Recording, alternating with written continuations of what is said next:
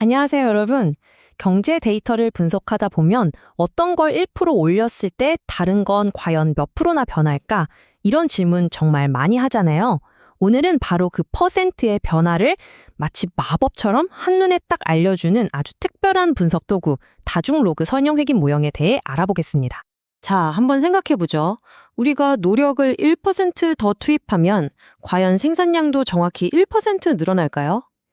이렇게 한 변수의 변화가 다른 변수에 얼마나 영향을 미치는지 그 반응성을 측정하는 것, 이게 바로 경제 분석의 심장과 같은 질문인데요. 경제학에서는 이 반응성을 측정하는 아주 중요한 개념이 있습니다. 네, 바로 탄력성입니다.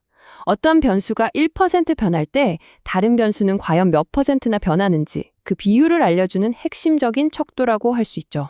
아, 그러니까 단순히 값이 얼마나 변했는지가 아니라 비율적으로 얼마나 민감하게 움직이는지를 보는 게 핵심이군요. 맞습니다. 아주 정확해요. 그럼 여기서 이런 질문이 생기겠죠? 아니, 교수님, 그럼 이 중요한 탄력성을 한 번에 직접적으로 딱 하고 알려주는 그런 분석 모형은 없나요? 당연히 있습니다.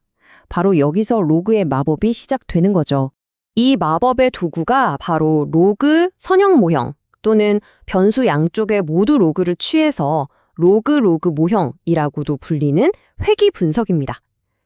자, 그럼 이 모형이 구체적으로 어떻게 생겼는지 한번 살펴볼까요? 모형의 기본 형태는 바로 이렇습니다. 언뜻 보면 좀 복잡해 보일 수도 있는데 핵심은 정말 간단해요. 우리가 분석하고 싶은 종속 변수 y랑 독립 변수 x에다가 그냥 자연 로그 ln을 붙여주는 겁니다. 정말 이게 다예요. 그런데 이렇게 간단한 변환만으로 아주 놀라운 결과가 나타납니다. 이렇게 로그를 씌우는 순간 회귀식의 개수, 베타 값이 더 이상 그냥 단순한 기울기가 아니게 됩니다. 이 값 자체가 바로 우리가 찾던 탄력성이 되는 거예요. 다시 말해서 다른 변수들이 고정되어 있을 때 x가 1% 변하면 y가 몇 퍼센트 변하는지를 그 개수값이 직접 보여준다는 거죠. 우리가 찾던 답을 분석 결과가 바로 알려주는 셈입니다. 여기서 많은 분들이 궁금해하실 거예요. 아니, 잠깐만요. 그냥 변수 앞에 로그만 붙였을 뿐인데 어떻게 이런 마법 같은 일이 가능하죠? 너무 쉬운 거 아닌가요?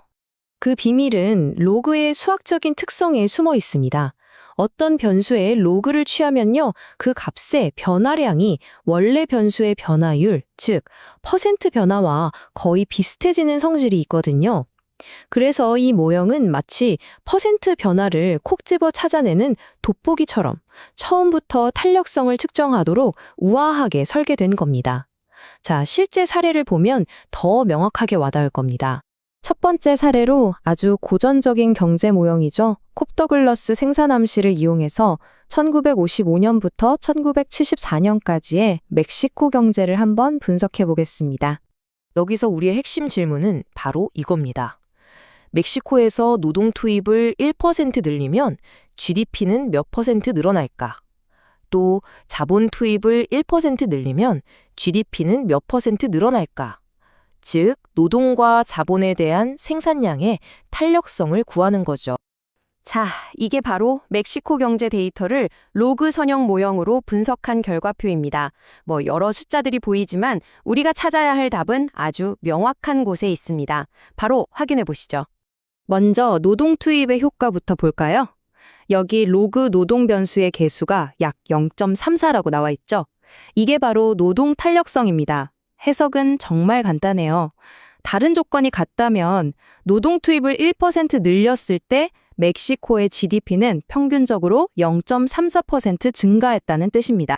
아, 그럼 자본의 개수는 약 0.85니까 이건 자본 투입이 1% 증가하면 생산량, 즉 GDP는 0.85% 증가했다는 의미겠네요? 정확합니다. 바로 그거예요.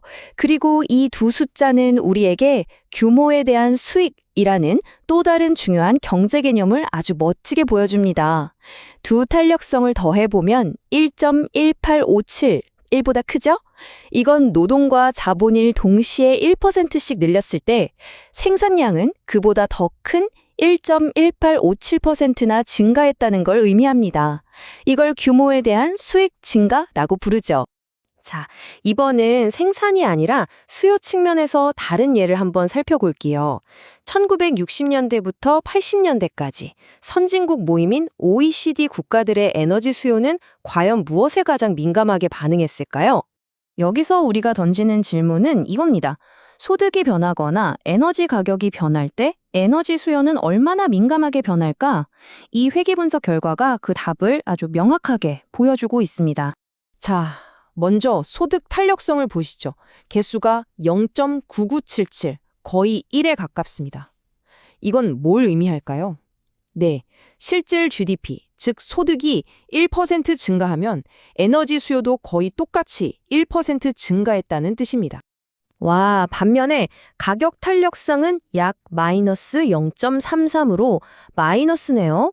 이건 에너지 가격이 1% 오르면 수요는 오히려 0.33% 감소했다는 의미군요. 비싸지면 덜 쓴다는 거니까 이건 정말 상식적인 결과네요. 맞습니다. 우리의 경제적 직관과 정확히 일치하는 결과죠. 자, 그럼 오늘 우리가 이 강력한 로그 선형 모형을 통해서 무엇을 배웠는지 한번 깔끔하게 요약해 보겠습니다. 오늘 내용의 핵심 딱 정리해 드릴게요. 앞으로 어떤 분석에서 로그 선형 모양을 만난다면 머릿속에 바로 탄력성 이걸 떠올리시면 됩니다. 복잡한 계산 같은 거 할 필요 없이 회계 분석 결과표에 나온 계수 자체가 바로 X가 1% 변할 때 Y가 몇 % 변하는지를 직접적으로 알려주는 아주 강력하고 편리한 도구라는 점 꼭 기억해 주세요. 마지막으로 여러분이 직접 한번 고민해 볼 질문을 하나 드리면서 마무리하겠습니다. 명품 자동차 시장을 한번 생각해 보세요. 가격이 변할 때 수요량은 얼마나 민감하게 변할까요? 즉, 가격 탄력성이 클까요, 작을까요? 왜 그렇게 생각하시나요? 한번 곰곰이 생각해 보시면 좋겠습니다. 오늘 내용은 여기까지입니다. 함께 해주셔서 감사합니다.